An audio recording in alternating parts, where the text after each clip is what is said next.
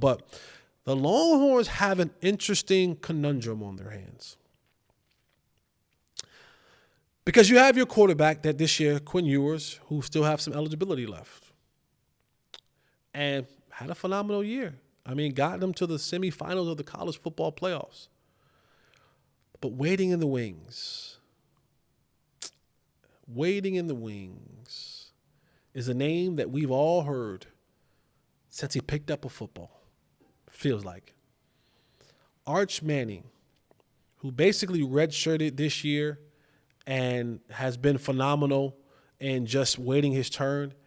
And maybe we're off, right? Maybe we're off as society because we've been scarred a little bit by the new college football, where players, if they don't get the right amount of Gatorade in a timeout, they're transferring.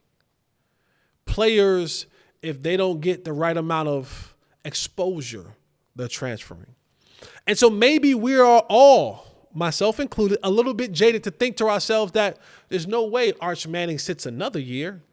There's no way. There's no way nephew of Peyton and Eli, son of Cooper, grandson of Archie will sit 2 years in a row. There has to be some decision-making coming up very soon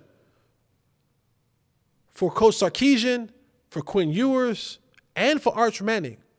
Because if Quinn Ewers decides that he wants to come back for another year and they battle it out, maybe he beats out Arch, maybe Arch beats him out. Maybe the head coach, Steve Sarkisian, comes and says, you know what, son, you have to transfer, speaking about Ewers. Because we just can't sit this kid.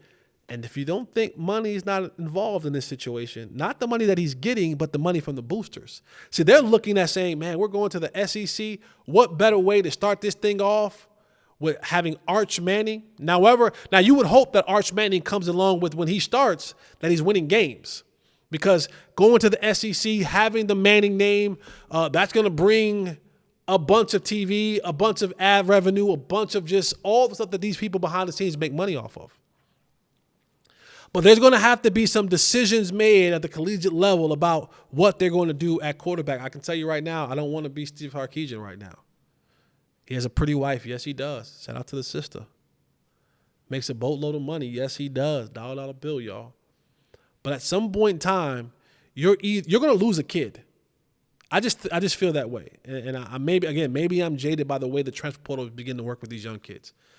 But you're going to lose a kid. You're either going to push a kid out that was your starter for the last couple of years, or you're going to force a kid to leave because he's not playing. And the Alabamas of the world, the Georgias of the world, the Ohio States of the world, they're going to come calling. And this had to happen pretty quick with how the transfer portal works. You got to have guys in there, and they have to be enrolled by a certain amount of time before school starts back up. So this is a decision that has to be made pretty swiftly when it comes to who goes, who stays. That's a decision that has to be made by Steve Sarkisian and his staff.